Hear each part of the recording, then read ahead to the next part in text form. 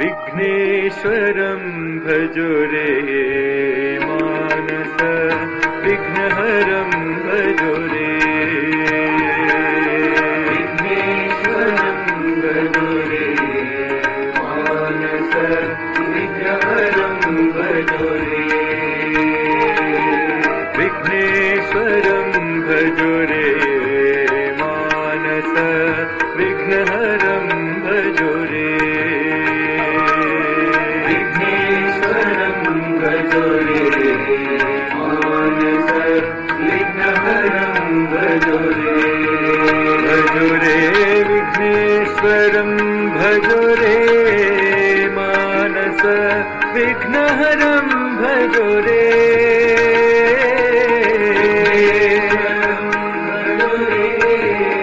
मानस विघ्नहरं भजो रे विघ्नेश्वरं भजो रे मानस विघ्नहरं भजो रे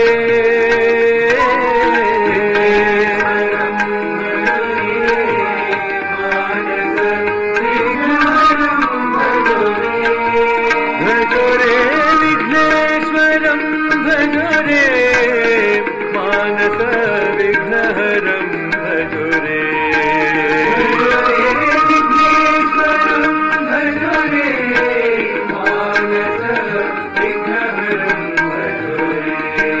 भजो रे विघ्नेश्वरं भजो रे मानस विघ्नहरं भजो रे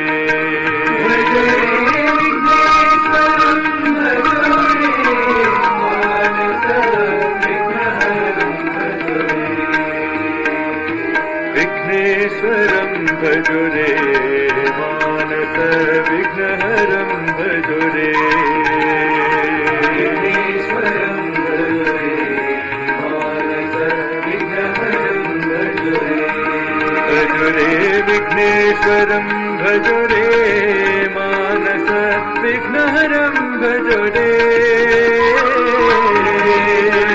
भजो रे मानस विघ्नहरं भजो रे भजो रे विघ्नेश्वरं भजो रे मानस विघ्नहरं भजो रे विघ्नेश्वरं भजो रे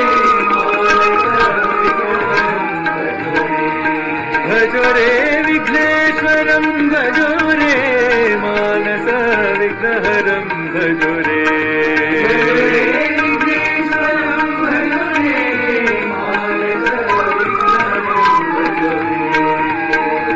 विघ्नेश्वरं भजो रे मानस विघ्नहरं भजो रे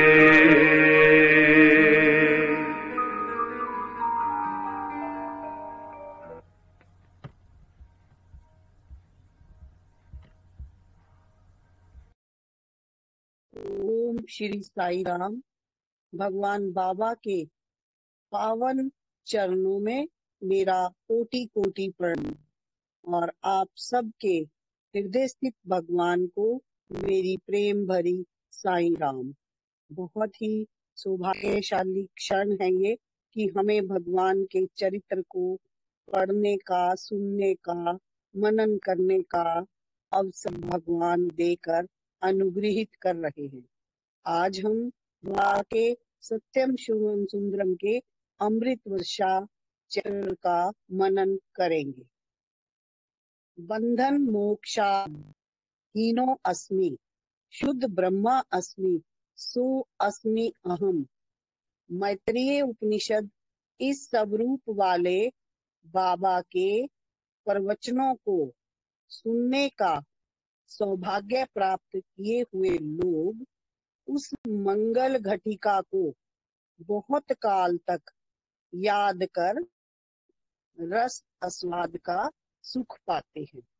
बंधन मोक्ष आदि हीनो अस्मि, बंधन और मोक्ष से हीन हूँ मैं शुद्ध ब्रह्मा अस्मि, मैं शुद्ध ब्रह्म हूँ। सो अस्मि अहम, तो मैं वह हूँ। तैत्तिरीय उपनिषद का ये जो स्वरूप है, ऐसे रूप वाले बाबा के प्रवचनों को सुनने का सौभाग्य प्राप्त किए हुए लोग उस मंगल घटिका को बहुत काल तक याद कर रस आस्वाद का सुख पाते हैं।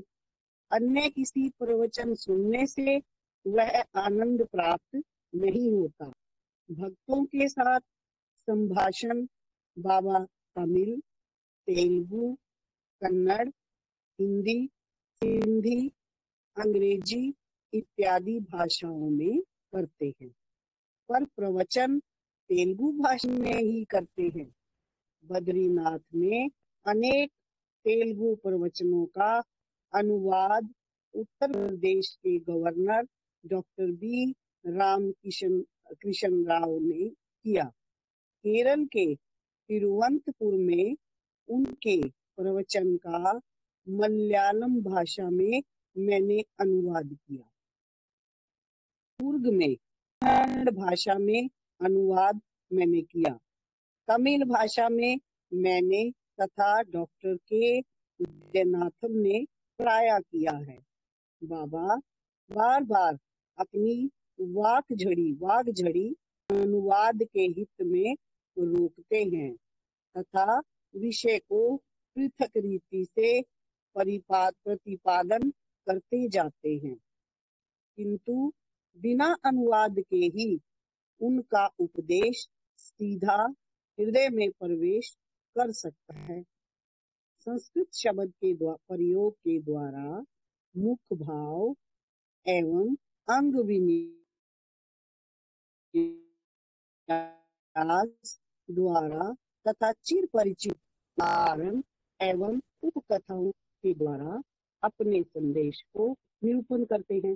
दोबारा इसको पढ़ लेते हैं हम कि बाबा जितनी भी भाषाओं में बहुत भाषाओं में संभाषण करते हैं, लेकिन जो प्रवचन है वो बाबा तेलुगु में देते हैं, जिसका अनुवाद स्वयं कस्तूरी जी ने और डॉक्टर के वैद्यनाथम ने और उनका जो गवर्नर डॉक्टर बी रामकृष्ण ने भी किया।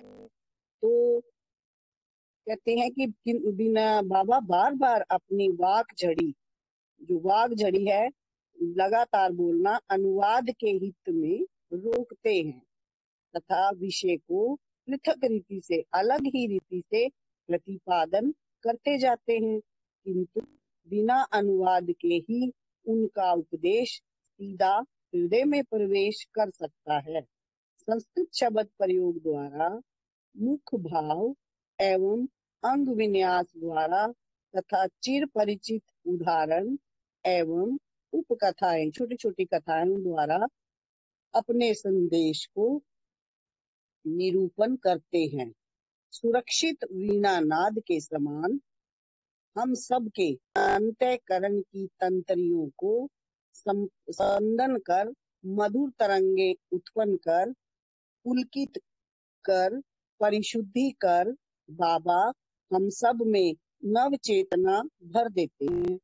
बाबा को स्वामी शब्द से संबोधन करना हमारी निरी भूल है।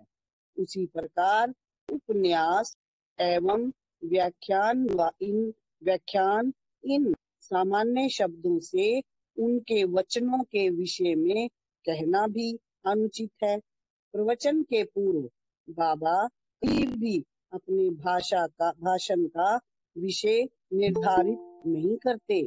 सभा के अन्वय अनुसार, संदर्भ अनुसार, सन्निवेश के अनुसार उस स्थानीय घटना एवं वस्तुओं से ही अपना आवश्यक उदाहरण चुनकर सहस्र अवधि लोगों के चित्त को आकर्षित कर ज्ञान प्रदान करते हैं।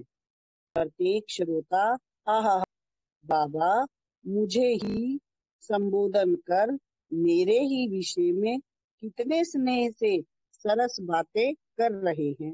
हर श्रोता ये समझता है कि जो कुछ भी मेरे मन के अंदर प्रश्न है बाबा मुझे ही संबोधित करके और बड़े प्रेम से बातें कर रहे हैं।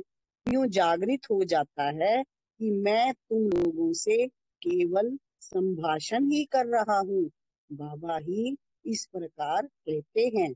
वह सुंदर मूर्ति मनमोहक वदन, जिनका शरीर जो है बड़ा ही मन को मोहने वाला है, और प्रेम पूर्ण मंद मधुर हास्य, प्रेम से भरा हुआ मंद हल्का हल्का उनका हंसना, हर्षदायक ध्वनि, तथा वह धैर्य उत्साहक, धैर्य को आने वाला संदेश प्रत्येक के लिए पृथक प्रसाद रूप हो जाता है। उनका संभाषण समाप्त होते ही हमारे अंतःकरण उन्हीं की ओर प्रयाण कर जाते हैं, क्योंकि उनके प्रत्येक वाक्य में ज्ञान, प्रेम एवं करुणा प्रवाहित होती रहती है। किंतु याद रहे, वे ना केवल वाक्पटु हैं, ना प्रचारक, ना उपदेशक, वे हम अर्जुनों का रथ चलाकर ज्ञान प्रदान करते हुए श्री कृष्ण भगवान ही हैं। बाबा ने स्वयं अपनी 14 वर्ष की आयु में कहा था, देखना अपनी 32 वर्ष की आयु में मैं धर्म संस्थापन का उपदेश करूंगा। उस अवस्था तक वे नवरात्र, शिवरात्रि आदि उत्सव काल में प्रशांति निलयम तथा चित्तवती तट पर भक्तों को संबोधन कर भाषण ही करते थे। रंगमंच पर भाषण नहीं दिया था। चित्रावती के तट या निलयम में बाबा ने यदि भाषण किया हो तो वह किसी के पूछे हुए प्रश्न उत्तर रूप में ही, अथवा किसी के भाषण की समस्या का स्पष्टीकरण करने के लिए। संभाषण करते समय किसी समस्या से संबंधित अनेक विषय सहज रीति से ही आते हैं। मरण के पश्चात जीव की गति, इस प्रश्न के उत्तर में बाबा ने 1 घंटे से अधिक समय तक विवरण दिया था। उनका उस दिन का भाषण मुझे भली भांति याद है। गरुड़ पुराण से प्रारंभ करके सालोक्य, सामीप्य, सारूप्य तथा सायुज्य मुक्ति एक विस्तृत वर्णन कर भूत, पिशाच आदि का अस्तित्व, कलेवर की दहन क्रिया, गाड़ना तथा गीध आदि के लिए भक्ष्य रूप फेंकने की प्रथाओं का अंतर्गत मर्म, मृत आत्माओं से संभाषण की बातों के द्वारा कहकर पितामह का नाम पौत्र को क्यों रखा जाता है, इस विषय तक उनका भाषण चला था। बीच बीच में बाबा स्वयं अपने पास बैठे हुए लोगों को संबोधित कर सरल सहज ग्राह्य रीति से अर्थ कर समझाते थे। बाबा के सानिध्य के समीप में कम से कम थोड़ी देर के लिए ही बैठना चाहिए, नहीं तो यूं प्रतीत होगा कि जैसे हाथ में आए हुए अनमोल उपदेश रत्नों को खो दिया हो। श्री कृष्ण भगवान ने अर्जुन को गीता में क्या इस प्रकार का उपदेश नहीं दिया? अब तुम इन सबको भली भांति मनन करो, तत्पश्चात यथा इच्छसी तथा कुरु। इस अवतार में भी वैसा ही उपदेश देते हैं, आग्रह नहीं करते। संशय का निवारण कर, प्रश्नों का उत्तर देकर, मस्तिष्क का आंदोलन रोककर, बुद्धि भ्रम का नाश करके, मन के मोह को मुक्त करके विवेक वृद्धि करने में बाबा सदा सिद्ध हैं। उनके समान दाता अन्य कोई नहीं। गुरुजनों के, जगत गुरुओं के भी वे गुरु हैं। थोड़े वर्ष पूर्व हॉर्सली हिल नामक पहाड़ी पर एक कोठी में बाबा थोड़े भक्तों के साथ 7-8 दिन ठहरे थे। तब हम सबको साथ लेकर सुबह साए जंगल में एक चट्टान पर बैठकर कोई ना कोई विषय चुनकर हम सबको साथ लेकर विषय विश्लेषण करवाकर अंत में वे स्वयं अंतिम निर्णय समझाकर हम सबको संतुष्ट करते थे। हमारे आचरण, नियम, निष्ठा, जप, ध्यान, इन सब के विषय में प्रत्येक से पूछकर उनमें उपस्थित सामान्य लक्षणों को समझाते थे। हमारी अपनी अपनी साधना के उद्देश्य निमित्त हमारी परीक्षा करते थे। प्रत्येक से अपने अपने इष्ट के विषय में बाबा ने एक दिन पूछा, हमारे अध्ययन किए हुए आध्यात्मिक ग्रंथ कौन से हैं? उनमें से किस ग्रंथ के अध्ययन से हमारे मन का परिवर्तन हुआ? इन सब का बाबा ने संशोधन किया। एक दिन संध्या के समय साक्षात्कार के विषय में हमारी क्या कल्पना है, इस विषय में हम सबसे पूछा। हम लोगों को उस विषय में कुछ ना सूझने पर उन्होंने स्वयं उसे स्पष्ट किया। इस प्रकार हमारे अंतःकरण के अंधकार एवं कल्मश को हम ही से ढूंढ लेने के लिए और हमारे ही प्रयत्नों से उनको हटा देने के लिए प्रेरणा करते हैं। यही इस अवतार का रहस्य है। केवल 5 वर्ष की बाल्य अवस्था में बच्चों से उन्होंने गुरु ये अभिधान पाया था। अन्य बालकों को बाबा अपनी बाल्य अवस्था में ही बीड़ी, सिगरेट आदि ना पीने का उपदेश दिया करते थे। उन्होंने तामसिक, राजसिक आहार पान का त्याग करने का आग्रह किया था। सिनेमा से शीलता बिगड़ती है, यूं चेतावनी भी दी। ऋण ना लेने का उपदेश दिया, शुद्ध चर्या अनुरोध किया, भजन के लिए प्रोत्साहन किया। कमलापुरम हाई स्कूल में पढ़ते समय बाबा ने मद्यपान के परिणाम स्वरूप दैहिक, मानसिक एवं आध्यात्मिक अवनति के विषय में ललित शैली में एक गीत रचा।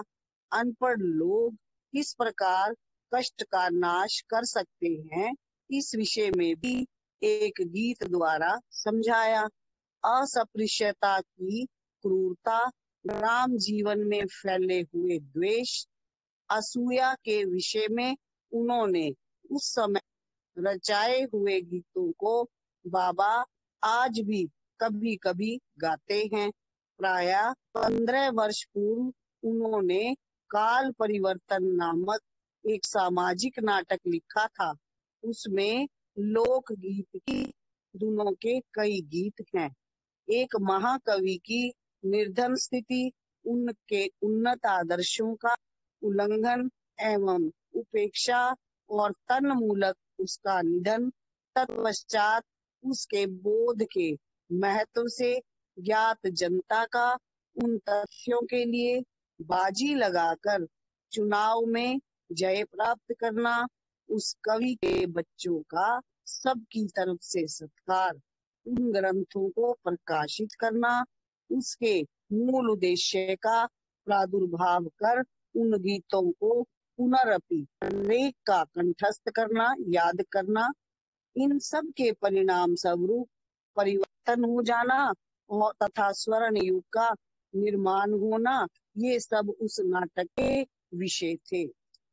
बाबा के बचपन में लिखे नाटकों के गीतों में भी उत्तम प्रकार का ज्ञान भरा था। उनकी शैली गंभीर होती थी तथा भाषा सरल, सुगम और आध्यात्मिक अर्थ गीत होते थे। उनकी बातों से बिजली जैसा संचार सा उत्पन्न होते ही हम सब प्रकाशमान हो जाते हैं। उनके भाषण रूपी बादलों की गड़गड़ाहट से हमारे अंतःकरण का दैत्य धिक्कार पाता है। हाल ही में बाबा ने मार्कंडे और परीक्षित विषय के तेलुगु भाषा में 2 एकांकिक नाटक लिखे हैं। श्री सत्य साईं बाबा का कहना है कि निरर्थक बातें, निरुपयोगी कार्य मुझ में नहीं। कहीं किसी को भी कही हुई बातों में भी गंभीर उपदेश भरा रहता है। एक स्त्री अपने बच्चों को शांत करने का प्रयत्न कर रही थी। उसे देखकर बाबा बोले, देखो, तुमने स्वयं गोद में उठाया हुआ है, तुम्हारा बच्चा अम्मा अम्मा कहकर रो रहा है। सब लोग ऐसे ही हैं, माता के रक्षण में ही रहते हैं, फिर माँ माँ कहकर रोते रहते हैं।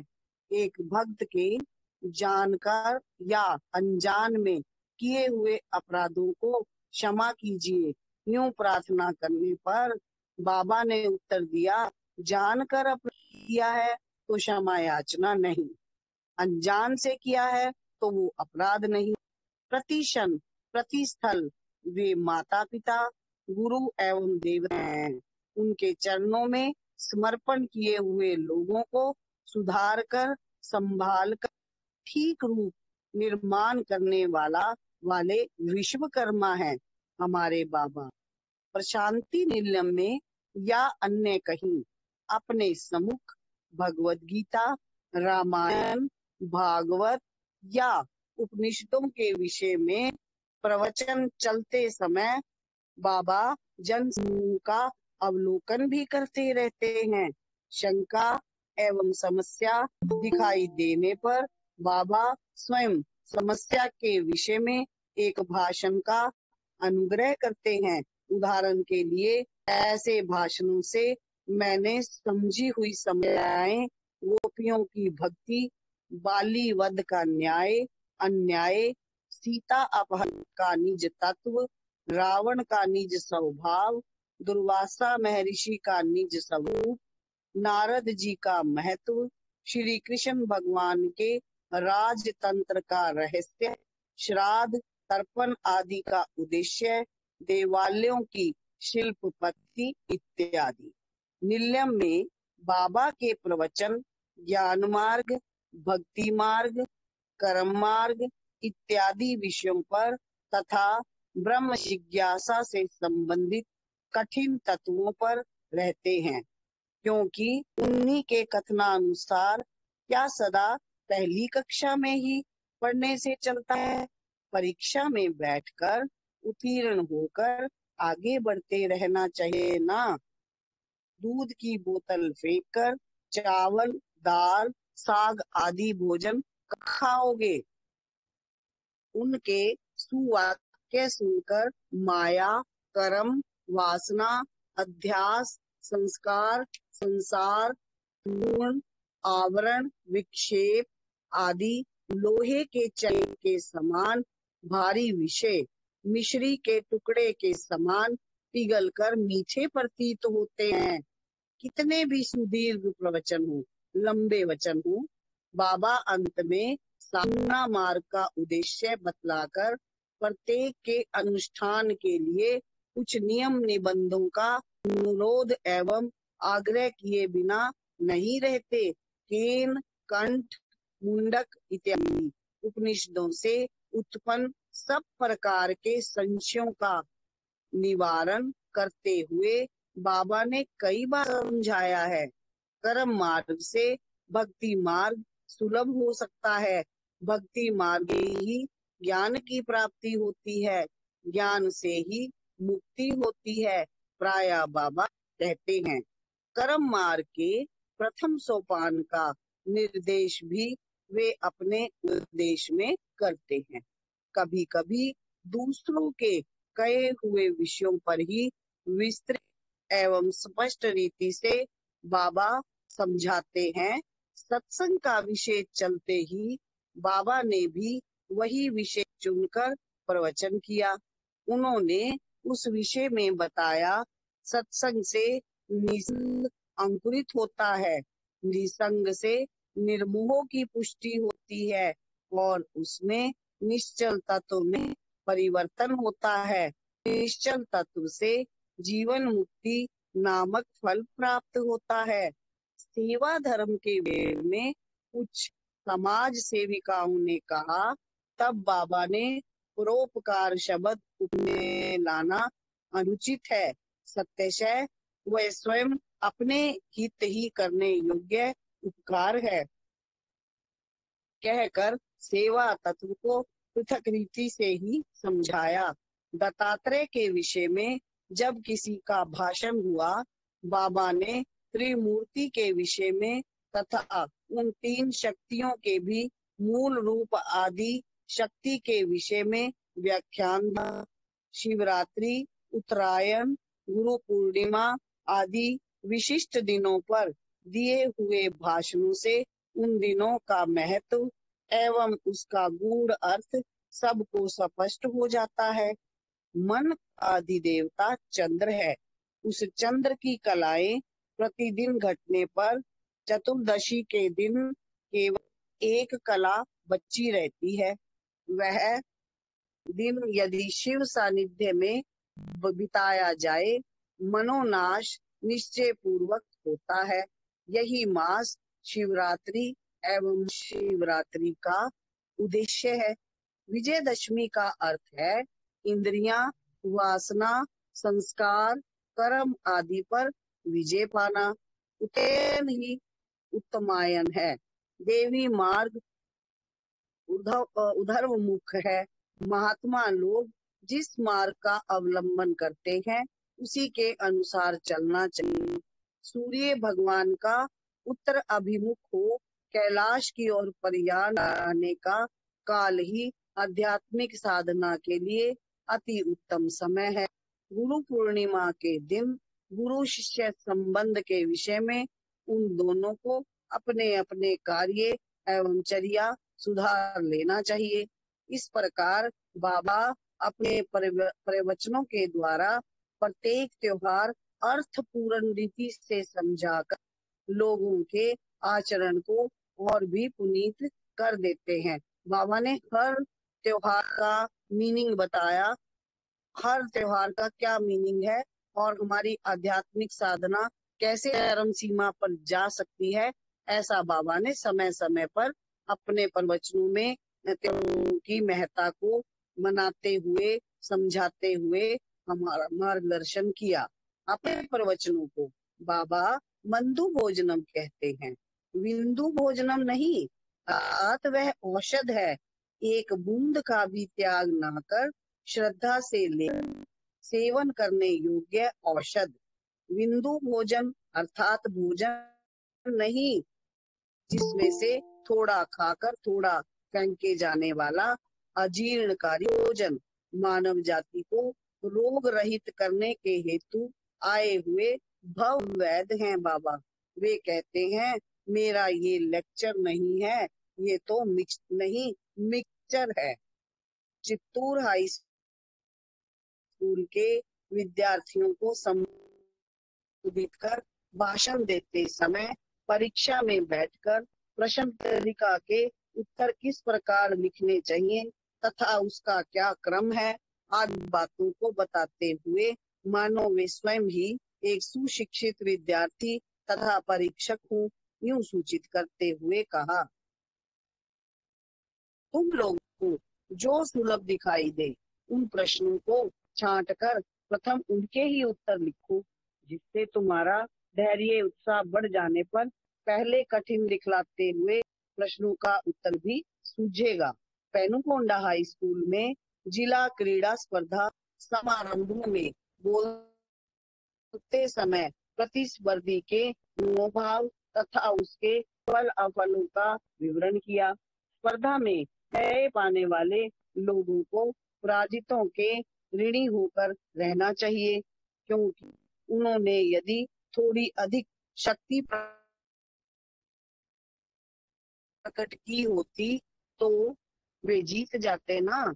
मडकसिराला के वार्षिक उत्सव के दिन पुरस्कार वितरण करने का उन्हें जब निमंत्रण दिया गया तब बाबा ने अपने अध्यक्षीय भाषण में कहा, बहुमान शब्द को तेलुगु में बहुमति कहते हैं। मैं बहुमति का प्रसाद नहीं दे सकता, मैं सदा एक मत का ही उपदेश करता रहता हूँ, उसी को प्रोत्साहन भी देता हूँ। उनका ये भी कहना है कि स्पर्धा एवं उसमें प्राप्त जय पराजय पर अधिक महत्व नहीं देना चाहिए। स्पर्धाएं तथा तदजन्य शालाओं में आपस का विरोध एवं लड़कों के बीच वैमनस्य अनुचित है। वेंकटगिरी की उस बालिका पाठशाला का उद्घाटन करते हुए अपनी पुस्तकों को बिगाड़ो मत। तुमको तुम्हारे माँ बाप ने प्रयास से तुम्हें लाकर दिया है। तुम्हें भाई बहनों से झगड़ा नहीं करना चाहिए। तुम किसी को दुखी मत करो। अपने से भी अच्छे कपड़े पहने लड़कियों को देखकर ईर्ष्या ना करो। संतोष ही बड़ी संपत्ति है। अपने श्रृंगार एवं गहनों से दूसरी बालिकाओं की हीनता सूचित ना करो। सबके साथ प्रेम से बोलो। सत्य वचनी रहो। डरपोक ही झूठ बोला करते हैं। धैर्यवान सत्य में ही स्थैर्य रखते हैं। सूर्य उदय के पूर्व ही उठकर हाथ पैर मुंह धोकर कुछ समय भगवान का स्मरण करो। इस अभ्यास को अभी से सीखना चाहिए। रात को 9 बजे सोते समय भी भगवान से प्रार्थना करनी चाहिए। दिन भर किए हुए सब कर्मों का, कार्यों का, कही हुई बातों को स्मरण कर ईश्वर सेवा परिवार के लोगों को प्राप्त हो और तुम्हारी शक्ति एवं सामर्थ्य बढ़ा दे। प्रातः काल को, हे देव, तो मुझे तुमने इस जीवन के और एक दिन का अनुग्रह किया है। इस सुअवसर को उपयुक्त रीति से व्यतीत करने के लिए सामर्थ्य का अनुग्रह करो। यूं प्रार्थना करो। बाबा ने ज्ञान प्रदान किया। राजमहेंद्री के समीप मिर्तीपाड़ू ग्राम के किसानों को उपदेश देते हुए कहा, कितना काया क्लेश और कितने श्रम से तुम लोग कृषि के द्वारा खाद को खाद्य में परिवर्तित करते हो। कितनी पवित्र है तुम्हारी उद्यमशील आत्म बल एवं दैव बल के आधार से इन दोनों पर के विश्वास से ही जीवन के लिए उपार्जन कर रहे हो। नील गगन तले हरियाली से भरी हुई पृथ्वी पर शीत पान की भी चिंता ना कर तुम लोग श्रम करते रहो। इस सुंदर सुशीतल खेत की मेड़ पर आते जाते समय तुम लोगों की भावनाएं भी सुंदर एवं सुशीतल रहनी चाहिए। क्रोध, द्वेष, असूया को अपने हृदय में स्थान ना दो। शोभा युक्त रसिक वातावरण में छिपी हुई उस सर्वशक्ति का स्मरण कर काम करने से तुम्हारा जीवन भला कैसे सुखमय नहीं होगा। वह जीवन सुखमय एवं शांतिमय ही होगा। गौरंटल के समीप चित्रावती तट पर स्थित बूदिली ग्राम को जब पधारे, ग्रामवासियों की शुचि, पवित्रता एवं रुचि ही भारतीय संस्कृति का मूल रूप है। यूं प्रारंभ कर किसी के लिए उपकार को स्मरण में लाना एक उत्तम गुण है, किंतु यह गुण अपनी जनता में क्षीण होता जा रहा है। बाबा बोले, ग्राम जीवन को मर्यादा भ्रष्ट करने वाले पार्टी पक्षपात के तत्वों का बाबा ने खंडन किया। भजन, देव पूजा, भगवत नाम स्मरण, आध्यात्मिक साधना, शास्त्र पठन आदि से ही षड रिपुओं को, 6 शत्रुओं को पराजित करना साध्य है। उन षड रिपुओं को ना जीते तो व्यक्ति को सुख नहीं, समाज में शांति नहीं। बाबा बोले, उन्होंने बताया कि जब वे अगरगम में आए तब ग्राम मंदिर के मंडप के पास कहीं एक कोने में पड़ी हुई एक शीरण गाड़ी को देखा। उस पवित्र स्थल के महत्व को इस प्रकार ना घटा देने की ग्रामवासियों को चेतावनी दी। बाबा ने ये भी उपदेश दिया कि ग्राम युवकों का शहरों के मोह जाल में फंसकर ग्राम त्याग करना अनुचित। ग्राम युवकों को अपने ग्राम की सब प्रकार से अभिवृद्धि कर मातृभूमि के ऋण से मुक्त होना चाहिए। श्री सत्य साईं हॉस्पिटल के एक वार्षिक उत्सव के दिन वहां के डॉक्टरों ने बड़े अभिमान से कहा कि महीने दर महीने रोगियों की संख्या बढ़ रही है। तब बाबा ने उनका खंडन कर कहा कि यदि आसपास के ग्रामों की जनता आरोग्य नियमों का पालन ठीक किया करेगी तो उनको हॉस्पिटल में रोगी होकर आने की आवश्यकता ही ना रहेगी।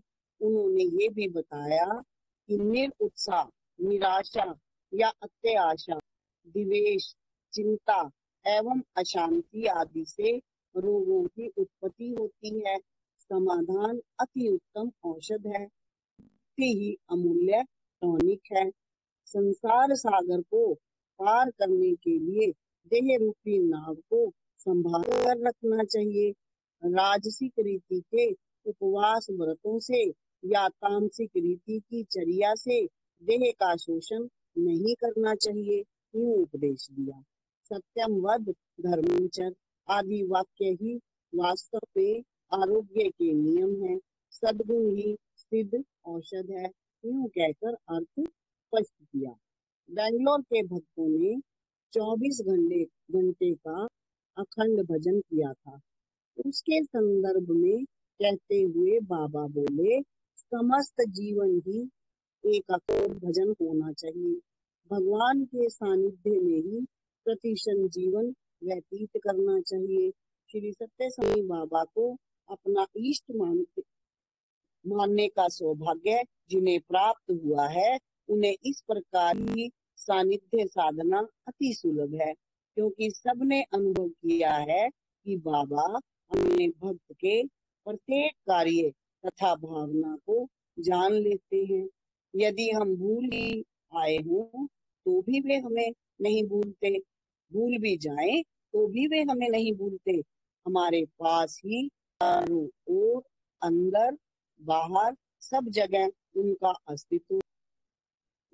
निडद वालू के समीप से एक युवक बाबा के पास आकर बोला, स्वामी आपने जैसा कहा वैसे ही इस बार इधर उधर ना जाकर अपने कमरे में बैठकर परीक्षा अर्थ भली भांति अध्ययन किया है। तब मैं वहीं था। बाबा ने उसकी ओर मुड़कर कहा, तुम कहीं नहीं गए? एक दिन हॉस्टल में डिनर पार्टी हुई थी, तुम्हारे मित्र तुमको खींच कर नहीं ले गए थे? एक दिन तुम्हारे गांव से आए हुए संबंधी तुम्हें बाजार नहीं ले गए थे? फिर झूठ बोलते हो। वह युवक सिर नीचा कर खड़ा रहा। हमें बाबा के सर्वज्ञत्व एवं सर्व अंतर्यामीत्व का ज्ञान हुआ। प्रपंच के प्रत्येक मानव का अस्तित्व भी उन्हीं के सानिध्य में। उस दिन अखंड भजन करते हुए समूह को संबोधित कर भजन संग, वेदांत प्रवचन, गुरु की पाद पूजा आदि आज दिन भर दिन वृद्धि पाने पर भी लोगों की नीति में वृद्धि नहीं हुई। बाबा निश्चित रूप से कहा करते हैं कि श्रद्धा कहने से अंधश्रद्धा नहीं समझना चाहिए। वैराग्य के समान विवेक भी आध्यात्मिक प्रगति के लिए अत्यंत आवश्यक बतलाते हैं। शास्त्र उक्त रीति से ही आचरण करिए, स्वयं अपनी प्रगति जान लेंगे। प्रशांति निलयम आइए में अवलोकन कर, परीक्षा कर, अनुभव एवं ज्ञान प्राप्त कीजिए। पानी में उतरने से ही गहराई का पता लगता है, खाने से स्वाद ज्ञात होता है। अन्य विषयों का ज्ञान करने के लिए कई साधनों की आवश्यकता होती है। उसी प्रकार ईश्वर का ज्ञान प्राप्त करने के लिए श्रद्धा, विश्वास, भक्ति एवं साधना की आवश्यकता होती है। अग्नि को जिस प्रकार छोटी छोटी लकड़ियों के द्वारा प्रज्वलित किया जा सकता है, उसी प्रकार जप, ध्यान, विवेक एवं शुभ विचार रूपी सीखों से तृण मात्र श्रद्धा भी बढ़ाई जाती है। बार बार अपने मन के तालाब में डुबकी लगाइए। एक में बैठकर चिंताएं दुख कर सुख प्रगति कीजिए। यूं बाबा ज्ञान देते हैं। केरल की राजधानी तिरुवनंतपुरम में प्रवचन करते समय बाबा ने कहा, इतने अधिक प्रमाण में जनप्रिय होने पर भी इस देश में जनता को मन शांति नहीं है, तो फिर इस विद्या का ध्येय क्या है? यही प्रश्न उठा है। जिस प्रकार अनेक बादलों को वायु अपने बल से एक और खींच ले जाती है, उसी प्रकार अपने बल से उस समूह को बिखेर ही सकती है। इसी प्रकार मन भी अपना बंधु एवं शत्रु हो सकता है। मन के नियंत्रण के आवश्यक नीति नियमों को ना बतलाने वाली विद्या ही नहीं। मैं किसी को नास्तिक कहकर उसकी उपेक्षा नहीं करता। भगवत सृष्टि के प्रत्येक जीव में भगवत चैतन्य व्याप्त है, तो फिर कुछ भी उससे विलग नहीं। प्रत्येक के हृदय में प्रेम का बुलबुला है, सत्य का सरोवर है। वह बुलबुला ही भगवान है, वह सत्य ही ईश्वर है। प्रत्येक शरीर एक देवालय है।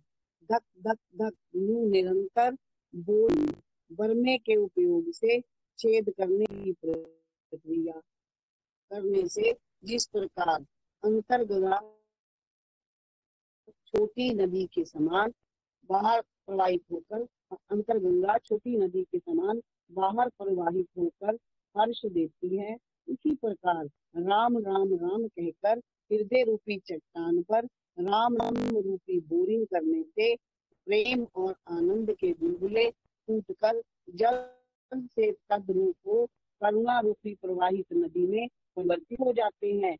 इन उदाहरण सहित बाबा ने ज्ञान दिया।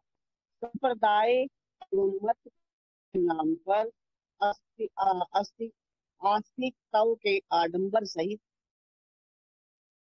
भिन्न भिन्न देवताओं को ध्वजाओं के समान ऊपर उठाकर दूसरों की निंदा कर झगड़े टंटे करते हुए पंथ एवं संप्रदायों को लक्ष्य कर बाबा ने उनका अतीव खंडन किया। जाति जाति जाति वर्ण अमीरी गरीबी ये सब भगवान को पसंद पसंद नहीं। भगवान को किसी वस्तु प्राप्ति की इच्छा नहीं है। दान ना देने से उन्हें क्रोध नहीं, सभी उसके हैं, वही सब कुछ है, तो फिर क्या लेना और क्या देना, वही तो सब है, तो फिर व्यवहार किससे? बाबा बोले, चेतावनी देते हुए पापा ने कहा, तुम्हारे धन पर दृष्टि रखने वाले, अपनी पदवी एवं उपाधि पर ममता रखने वाले, परोक्ष ज्ञान के अभिमानी साधु सन्यासियों से दूर रहिए। मौन व्रत की दीक्षा झेलकर उनके विषय में डंका बजाते चित्त वृत्तियों का निरोध न किए केवल जीवा को ही मुंह में निश्चिल कर लिख कर समझाने वाले मुनियों से दूर रहिए। दोबारा पढ़ती इसको। बाबा बोले, चेतावनी देते हुए बाबा ने कहा, तुम्हारे धन पर दृष्टि रखने वाले, अपनी पदवी एवं उपाधियों पर ममता रखने वाले, परोक्ष ज्ञान के अभिमानी साधु सन्यासियों से दूर रहिए।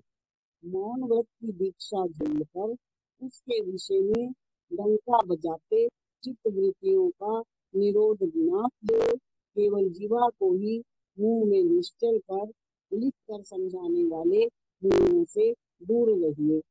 आर कोनम की एक महासभा में बाबा बोले, तुम्हारे दिव्य जीवन संघ के कार्यदर्शी ने प्रत्येक सदस्य को 4 आने देने को कहा, किंतु मेरी घोषणा है कि केवल 4 आने नहीं, अपितु 4 गुण जिसके पास है वे सब दिव्य जीवन के पात्र हैं। सत्य, धर्म, शांति और प्रेम, यही है 4 गुण। मैड्रास में भारत युवक संघ का उद्घाटन भाषण देते बाबा ने कहा, युवकों का कोई अपराध नहीं, उनको आदर्श एवं उदाहरण न दिखाने का अपराध बड़ों का ही है। वेद, शास्त्र, उपनिषद, गीता इन विषयों पर चर्चा को परम तत्व एवं मोक्ष साधना की ही प्रस्थापना करने वाले मेधावियों की चर्चा उनके शब्दों के विरुद्ध है। यूं युवक शीघ्र ही पता लगा लेते हैं। पांडित्य से केवल प्रतिष्ठा बलवती हो जाती है, विनय अंकुरित नहीं होती। उनकी वाग झरी में अमृत नहीं, अमृत का प्रवाह रहता है। यूं उन्होंने घोषणा की। ओखले हाल की सभा में बाबा ने प्रत्येक मनुष्य को 4 प्रश्नों का उत्तर ढूंढ लेना चाहिए। मैं कौन हूँ, कहाँ से आया हूँ, ये प्रवास किस ध्येय की ओर है, कितनी दूर तक ये प्रवास है। इन 4 प्रश्नों का उत्तर देना ही 4 वेदों का उद्देश्य है। ज्ञान, भक्ति या कर्म, इन तीनों में से किसी एक मार्ग पर चलने से उत्तर मिलेगा, अथवा भगवत नाम स्मरण से अनुग्रह पाने पर परमात्मा की करुणा का उत्तर सूझता है। घोषणा की। अब उनके धार्मिक अवनति के कारणों का विवेचन करते हुए अवहेलना करता नास्तिक मनोभाव चारों ओर फैलकर प्रत्येक क्षेत्र को कलुषित करता है। बड़ों का, विद्वानों का एवं प्रतिष्ठानों का गौरव नहीं सा हुआ है। इनकी अवहेलना करने में ही बुद्धि चातुर्य है, यूं माना जा रहा है। बाबा ने विषय को विस्तार पूर्वक समझाते हुए कहा, आजकल अष्ट दिशाओं में भी मत, धर्म, योग आदि पर बाण प्रयोग हो रहा है। इसी कारण उनका महत्व जानने वाले आस्तिक लोगों को अपनी दिनचर्या एवं विनय पूर्ण बातों से प्रचार करना चाहिए कि मत के विषय में श्रद्धा रखकर धर्म आचरण एवं आध्यात्मिक योग साधना से ही उन्हें सुख, शांति, संतोष और समाधान प्राप्त हुए हैं। यही उनका कर्तव्य एवं उत्तरदायित्व है। भगवान के सानिध्य में ही जीवन का प्रत्येक क्षण बिताने से कितना धैर्य, उत्साह और संतोष एवं कितनी शांति प्राप्त होती है। ये आदर्श आस्तिक लोगों को देखकर अन्य लोग भी सीख लें।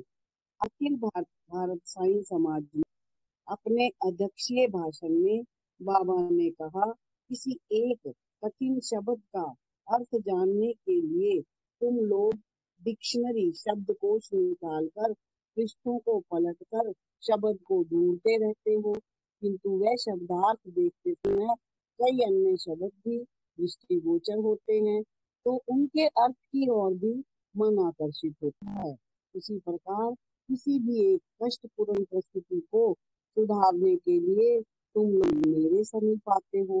उस समय तुम्हें समझ में आता होगा कि तुमने कभी भी ना सोची हुई, ना समझी हुई, ना देखी हुई इतर कठिन समस्याओं के परिहार के लिए मैं कितना उपयोगी होता हूँ।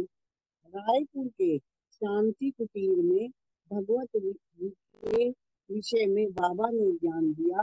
गीता शब्द उल्टा पढ़ने से तागी, कान करो, ये अर्थ तेलुगु भाषा में होता है तथा गीता को तागी अर्थात उसके सार को अनुभव में लाकर बल बढ़ा लेना चाहिए। अनुभव में ना केवल सैकड़ों प्रवचनों को कंठस्थ कर लेना प्रयोजन कारक नहीं है। बार बार बाबा उपदेश करते हैं कि मन शांति के लिए, मनोनिग्रह के लिए एक रास्ता है।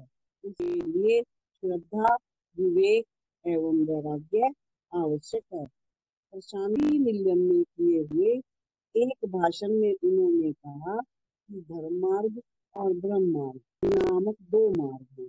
धर्म मार्ग बायां हाथ है और वह लेफ्ट है, अर्थात किसी न किसी दिन उसे छोड़ना पड़ेगा। कारण ये है कि उस आध्यात्मिक ऊर्ध्व अवस्था में वह निरर्थक ही प्रतीत होता है। ब्रह्म मार्ग तो दायां हाथ है, वह बल प्रदायक मार्ग है, वह राइट है, अर्थात योग्य मार्ग है, इसे छोड़ा नहीं जाता। यूं सरस रीति से बाबा ने गूढ़ अर्थ बताया। दाहिने मार्ग ब्रह्म मार्ग में मगन होने पर क्रमशः बायां अपने आप ही छूट जाता है। यह छूट जाता है वही उचित है। इस प्रकार की उनकी बातों से विद्युत संचार सा हो जाता है। उनके वचन रूपी तड़ित हमारे हृदय में स्थित दैत्य रूपी गरजते बादलों को शांति प्रदान करता है।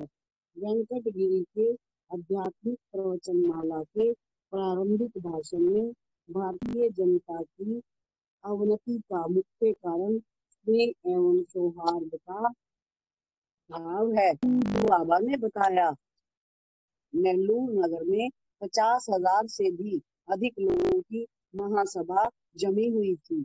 बाबा ने उपदेश किया कि बुद्धि बल की अभिवृद्धि कर लेनी चाहिए तथा सत्य संकल्प से, अच्छे संकल्प से एवं सूक्ष्म दृष्टि से अपनी चर्या का, अपनी जो दिनचर्या है उसका विवेचन कर लेना चाहिए। गुड्डूर में उनके भाषण का ध्येय प्रेम के महत्व का प्रसार करने का ही था। प्रेम ही सत्य का साधन और आधार है। प्रेम ही शांति का मूल है। यूं कहकर मुझे प्रेम स्वरूप कहने से अनुचित ना होगा, बाबा ने प्रकट किया। वेदापुर नगर भवन में भाषण करते हुए तुम लोगों को धीर होकर जीवन व्यतीत करना आवश्यक है। भीरुओं के समान, डरपोकों के समान कुयुक्ति अर्थात बुरी युक्ति एवं कुहुक की शरण में ना जाओ।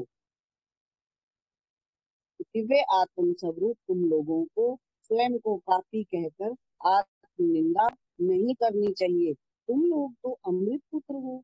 लोह के समान नसें एवं लोहे के समान सुदृढ़ पुष्ट स्नायु पाकर शूरवीर हो जीवन बिताना तुम्हारा जन्म सिद्ध अधिकार है।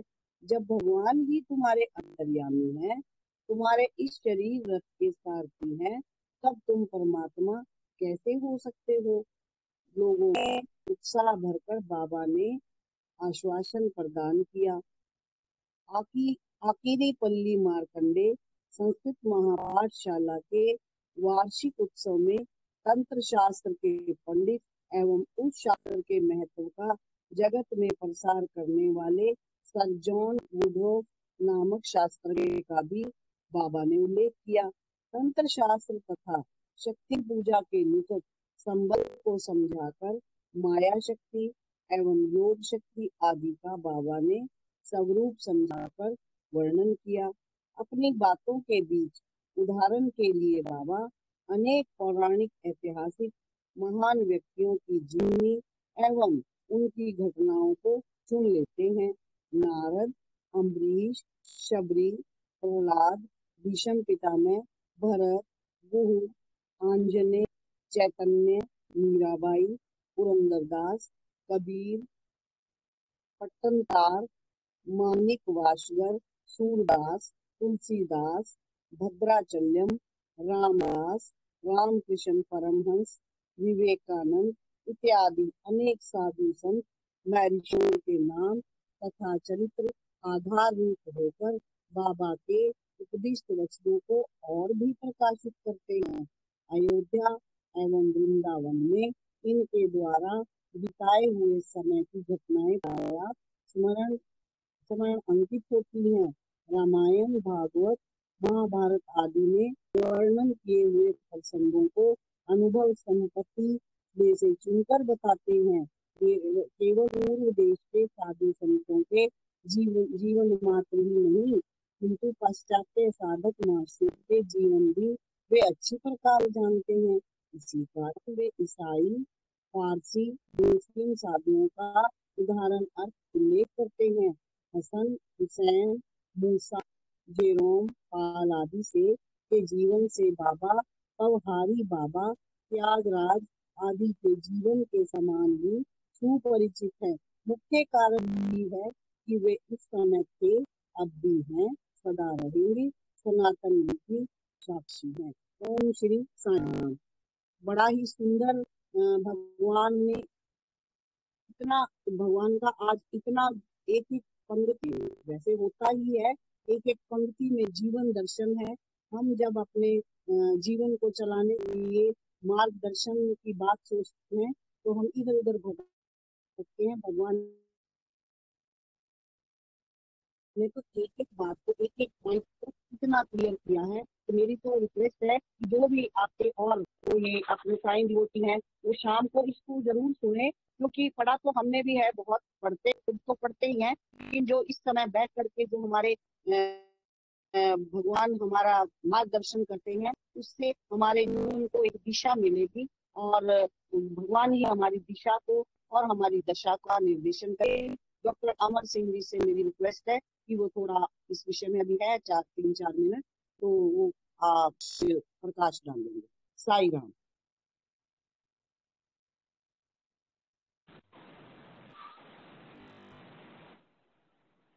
साई राम जी,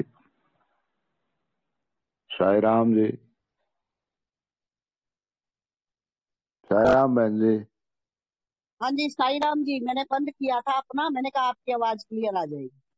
साई राम आवाज जी। आ रही, आवाज आ रही है हाँ ना? बिल्कुल बिल्कुल बढ़िया आ रही है जी आप। देखिए, आज तो भगवान बाबा ने अपने बचपन की छोटी छोटी बातों से लेकर के अपने ज्ञान को और इतना विस्तृत ज्ञान दिया है कि हमें और कुछ पढ़ने की आवश्यकता ही नहीं है। भगवान बाबा ने छोटी छोटी बातें, झूठ नहीं बोलना चाहिए, शराब नहीं पीनी चाहिए, मीट नहीं खाना चाहिए। देखिए, जीवन की इतनी साधारण बातों पर भगवान ने इतना जोर दिया है कि अगर आप इस प्रकार इनका ध्यान रखोगे तो आपका जीवन अपने आप ही बड़ा सरल, सादा और उच्च विचार हो जाएंगे। इन विचारों को हमारा प्रभावित ये भोजन करता है, हमारा वातावरण करता है, हमारा जो साथी और हैं उनके अनुसार हमारी संगत जो है वो खराब करती है। तो वही भगवान बाबा कहते हैं कि अगर आपका भोजन ठीक होगा, आपकी संगति ठीक होगी, तो उसके साथ साथ आपके विचार भी ठीक हो जाएंगे। और जब विचार ठीक होते हैं तो आपकी विचारों के अनुसार ही आपकी ज्ञानेंद्रियां कर्म करती हैं, वो मार्गदर्शन करती हैं, आपका मन को चलाती हैं। तो अगर मन आपका ठीक होगा तो उनके द्वारा कार्य भी बड़े सत्य होंगे और उनका प्रभाव आपके सारे जीवन पर पड़ेगा। तो भगवान बाबा ने हर चीज के बारे में बड़ा स्पष्ट रूप से बताया है कि हमारा जीवन किस प्रकार साधना से, उपासना से, विवेक से, वैराग्य के द्वारा हम अपने इस पथ मार्ग पर चल सकते हैं। भगवान बाबा ने कहा कि आप पता होना चाहिए कि आप संसार में, सृष्टि में क्यों आए हैं, कौन है, कितना समय आपने व्यतीत करना है और आपका लक्ष्य क्या है। अगर यही तुम चार चीज जान जाओगे तो चारों वेदों का ज्ञान तुम्हें हो जाएगा। तो कितनी सरलता से भगवान बाबा ने हर चीज का स्पष्टीकरण दिया है। और जितने भी भगवान बाबा के पास भक्त भी आते थे, जितने प्रोग्रामों में बाबा ने प्रवचन दिए हैं, वो उस समय अनुकूल, वहां के लोगों के अनुकूल ही अक्सर भगवान बाबा उनसे बातें करते थे। बच्चों में बच्चों के साथ, युवाओं में युवाओं के साथ, वृद्धों में वृद्धों के साथ। और उनको ये बताते थे, मेरे ऊपर भी आपने ब्लाइंड फेथ नहीं करना है, आप यहाँ आइए, यहाँ रहिए, मेरे क्रिया कार्यों को देखिए। जब तक आप पानी के अंदर उतरोगे नहीं, उसकी गहराई का आपको पता नहीं लग सकता। तो इसलिए स्वामी ने बड़ा स्पष्ट कहा है कि आप यहाँ आकर देखिए, तब अगर आपका मन मानता है, आपको विश्वास होता है, तो आप मेरी बातों का अनुसरण कीजिए। अगर नहीं होता है तो कोई तुम्हारे ऊपर दबाव नहीं है। तो हर प्रकार से भगवान बाबा ने अपने भक्तों को ये सारी चीजें बड़ी सरलता से समझाई हैं, बड़े ही प्रेम से। और इन सब का स्पष्टीकरण इतना क्लियर दिया है कि हमें कोई बहुत ज्यादा साहित्य पर की जरूरत नहीं है, ज्यादा पुस्तकें। अगर यही हम बाबा के सत्यम शिव सुंदरम का ही अध्ययन करते चले जाएं तो उससे ही हमारे जीवन का कल्याण हो सकता है। साई राम। बहुत विस्तृत था और उसको बहुत ब्रीफ करना बड़ा मुश्किल है। इतने विचार, इतने विभिन्न विचारधाराएं भगवान बाबा ने बताई हैं, उनको एक जरा संकल्प इतने थोड़े समय में करना अति मुश्किल है। तो इतना ही मैं बताना चाहूंगा कि जब भी समय लगे हमें इनको ही पढ़ना चाहिए, इनका मनन करना चाहिए, चिंतन करना चाहिए, और उसके अनुसार ही अपने आचरण को, व्यवहार को अगर हम बदल ले तो यही भगवान बाबा की हमारे ऊपर बहुत बड़ी कृपा होगी। साई राम जी। साई राम बहन जी। हाँ जी, साई राम जी। साई राम। हाँ जी। हाँ, अब इसका वो करते हैं। हाँ जी, चंद्रलेखा मैडम आ गई होंगी, वो बीच में तो नहीं थी, तो हाँ जी।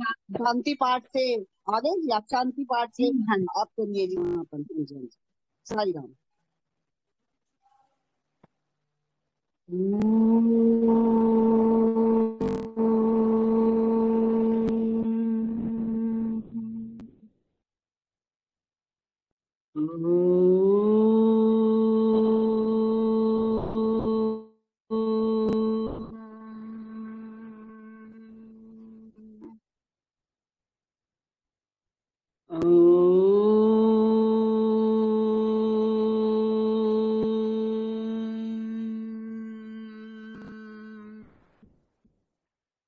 समस्तलोका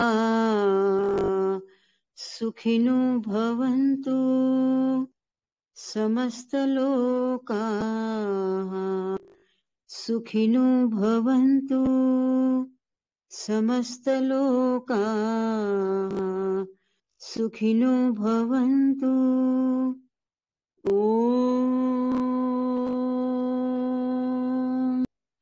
शान्तिः शान्तिः शान्तिः। जय बोलो भगवान श्री सत्य साई बाबा जी की जय।